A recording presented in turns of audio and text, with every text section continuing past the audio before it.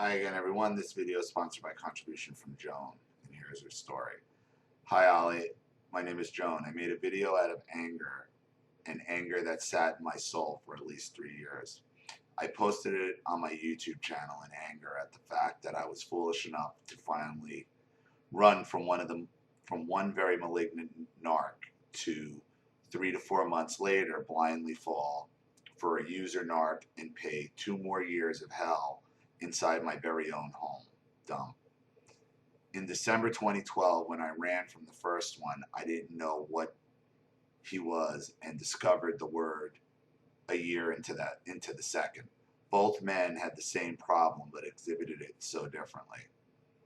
When the second one came around, I looked horrible, broke. So I figured the second one must be a nice guy, because wouldn't a jerk want someone cute? Oops, wrong. Simply a curious thing. Supply could be anything. Even a drained 40-something who lives in a dump, I guess. All the clues were there that the second guy was a narc from the start. He came on way too fast, way too strong, way too approving, way too sweet. I was wrong too, for thinking I had anything to offer a genuine relationship when all I can handle was going to work, sleeping the rest of the time, barely able to shower, do my laundry, and eat. My body hurt so bad for months and months, I felt like bleach was evaporating from my pores and my insides were dying out. The pain was in all the muscles and in the bone. My doctor could never find a real medical diagnosis for it. It felt like a virus, but I never had a fever. It lasted every day of 3 months. The one thing I could give the second narc credit for is the realization that probably most of the pain symptoms I had were emotionally driven. Inflammation that was worse in previous injuries via stress and negative feelings about myself. When the second narc made me believe I was lovable at my worst, my symptoms started to improve, and some of the physical pain symptoms would return upon silent treatment. The first narc never did silent treatment. He was the outright attack and don't let up type, put downs and the boot from the bedroom, at which time was the only comfortable room in my apartment. An odd parallel between both narcs was somehow the elevation of physical pain on good days. When I was with the first narc, I had horrible neck, shoulder, and leg pain. The first narc, when he was nice, would simply touch the area that hurt, and the pain would fade. It was dumbfounding. Sometimes he would have to stop only because the pain would get stuck in his hand and up to his elbow, and he couldn't throw it off. One day I asked how this worked so I could learn to do it. He said it was just a gift, you either have it or you don't. One day he was holding my knees to pull the pain out, and when the pain went away, I asked if he thought it was working because I believed it would, wondering if it was based on a psychology of sort. I was totally amazed at his gift, and I wanted to investigate. He was hurt and angry that I would even question it. So in his anger, he said, "Okay, I will give you the pain back." And he held my knees the same way as when he pulled the pain out, and lo and behold, the pain came right back. I cried because it hurt so bad, and then he refused to take the pain back out. That was my punishment for questioning his gift. Sick to think these monsters could be healers. After that mask slip, I wouldn't let him take the pain out anymore, even if he said he wanted to. After that, the pain relief somehow made me feel uneasy. I decided I'd rather be in pain and have control over my body than have less pain and have someone else literally controlling it if I was in pain or not. The concept that the first narc was a healer delayed me in believing that I was in danger, even with the bold proof staring me in the face. The video got me banned for slander from my channel because the first narc found it, identified himself in the comments, and I foolishly attacked back. I'm guessing all 65 views were the first narc's flying monkeys, who then reported the video, hence why it was banned for slander, when I used no names or anything that would directly identify the first narc. YouTube didn't respond to my contest and offered no notice as to exactly what was so slanderous about my vid. The idea that my video was so slanderous, despite leaving the worst of the story out, just threw me for a loop. Two pieces of info were: I started getting real suspicious when he made food to eat for us because he was using more and more vinegar, and eventually all I could taste was vinegar. I used to start to get bouts of feeling sick, vomiting, constant headaches, losing weight for no good reason, tired all the time, apathetic, more depressed, double vision, unexplained anger. I foolishly explained away my stomach symptoms to too much vinegar, but he wouldn't let up on it. Yet instead, I eat when I refuse because I was too skinny. One day, my spark came back long enough to switch plates when he went to the kitchen. I felt like a fool doing this because his plate was just as vinegary. So I just thought, okay, he isn't covering up poison with vinegar. And I felt bad for thinking such a thing. The next morning, I wake up to him sitting on the toilet with the trash can between his legs, vomiting from both ends in between bouts of just yelling, "You fucking bitch," over and over. I played stupid. He wasn't going to tell me what I did, because if he did, he would have to admit that he did something to my plate of food, I guess. After 20 minutes, he was fine. I didn't want to go to the doctors and somehow cured myself with Diet Cherry Cola. And my dumb butt still thought I had a chance at proving to him I was worthy enough not to poison. The second missing piece was the sudden inexplicable death of his black cat. The poor thing was only 5 years old, and he just died on the bed.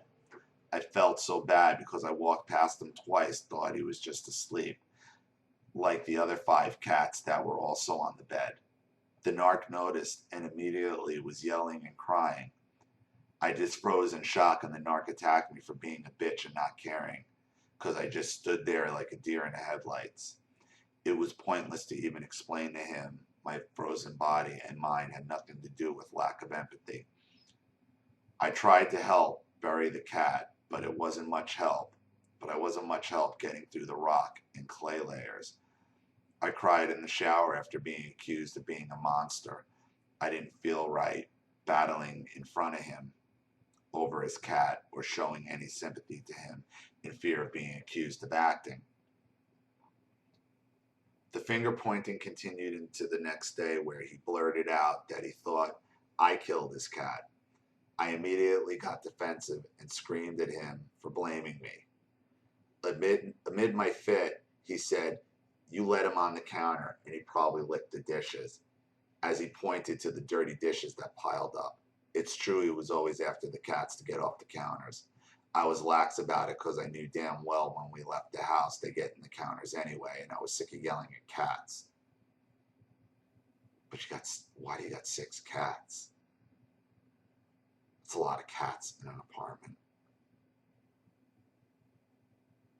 But I don't recall seeing any of the cats on the counter and the dishes the day the black cat died. Only months later did it dawn on me why the first narc thought the cat died, because I didn't shoo him from dirty dishes. Maybe whatever residue left on the plate was the residue from what was supposed to kill me. I enclosed my banned video. It's campy, it's done with an old iPod. It was done in drama queen mode. Even if the evidence of the first narc as the poisoner is off the wall or a misrepresentation, I think the point is valid. The point being that when you are with a narc, your body will look like the life is being sucked out, and the results are outside normal aging. The image of me the summer of 2012 sitting on the first narc's bed is also painful, because that is the image he sent the second narc after changing the digital camera date to 2013. And claiming to the second narc that I was cheating on the second narc with the first narc, and the first summer I was dating the second, instead of going to work. He sent that Facebook message to the second narc Black Friday 2015 and followed up with contacting the second narc with all his fake Facebook accounts pretending to be people to back up the first narc's lie and pretending to warn the second narc of the kind of monster I was. I came home my Black Friday shift to World War IV and a trashed apartment.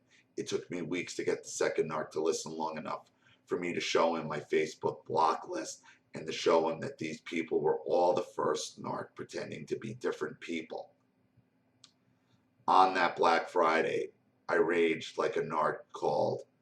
On that Black Friday, I raged like a narc called the second narc names for even buying into that crap.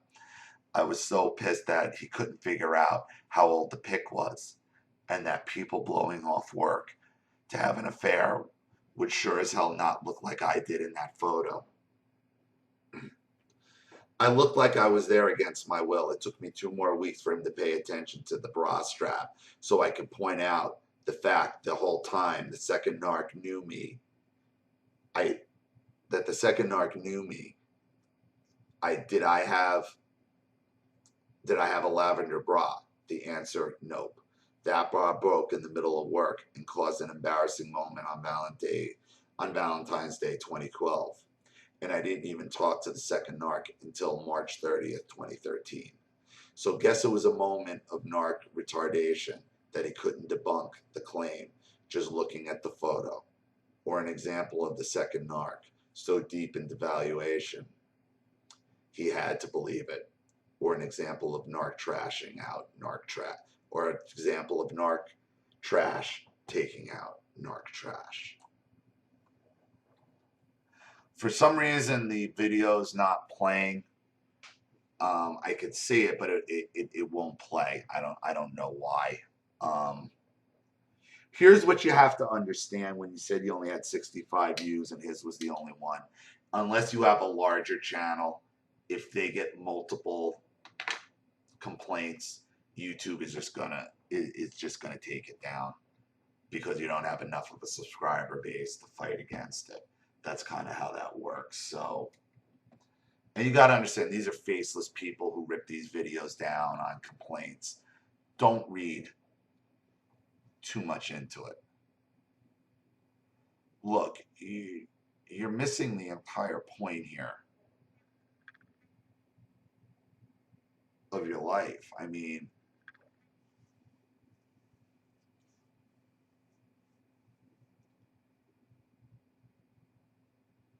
you have a lot of issues, clearly, with your past, why you're bringing in these not only destructive, just flat out danger. And, you know, we've dealt with poisoners a lot on this channel. And it's a control thing. It's a power thing. The rage over the cat just tells you what type of sociopath he is. Dangerous sociopath. Because those sociopaths, for some reason, feel that empathy towards animals that they don't feel towards humans. You know, you got to figure out some things. I mean, if you're living what you're calling as a dump, okay, you got to understand having 6 cats in an apartment that you're yourself calling a dump. I mean, there's something causing that, you know, to do these things. And, you know, you're putting yourself in danger over and over and over again, where you said yourself the signs were there. The signs were there from the get-go. If he's loading everything with it, say, stop, why are you eating things you don't want to eat? Why are you under such control of these people? That's what you need to get to the bottom of, Joan. To the point where a 40-something-year-old woman is being fed something. She knows her subconscious is telling her something is wrong and you're doing it anyway.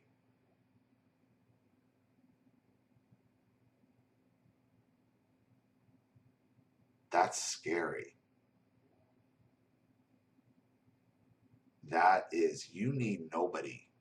Forget who's going to accept you right now. You need to figure out how to be on your own without the approval of others. You need to figure out how to approve of yourself before you can get anybody else to approve of you. To get the type of person who you want to approve of you. The people you're bringing in will never approve of you. They don't approve of anybody.